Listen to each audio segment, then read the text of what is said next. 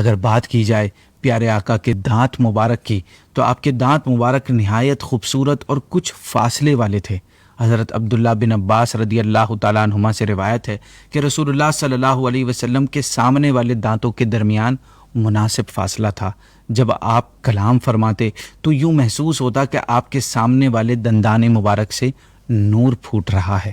مناسب کا مطلب یہ ہے کہ دانتوں کے درمیان نہ زیادہ فاصلہ تھا، نہ ہی وہ بالکل جوائنٹ تھے، وہ باریک اور سمندر کے موتیوں کی طرح چمکدار تھے۔ جب ہمارے پیارے آقا تبسم فرماتے تو دانت مبارک بجلی اور بارش کے اولوں کی طرح چمکتے تھے۔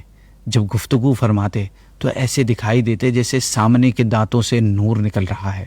اور کیا ہی وہ حسین منظر ہوگا جب آپ مسکرا رہے ہوں گے اور آپ کی خوبصورت دانت اپنا جلوہ دکھاتے ہوں گے۔ آپ کی مسکراہٹ کے بارے میں اماں عائشہ فرماتی ہیں کہ میں نے حضور کریم صلی اللہ علیہ وسلم کو کبھی اس طرح کھل کر یعنی کہکا لگا کر ہنستا نہیں دیکھا کہ آپ کا حلق مبارک نظر آئے، آپ صرف مسکرایا کرتے تھے۔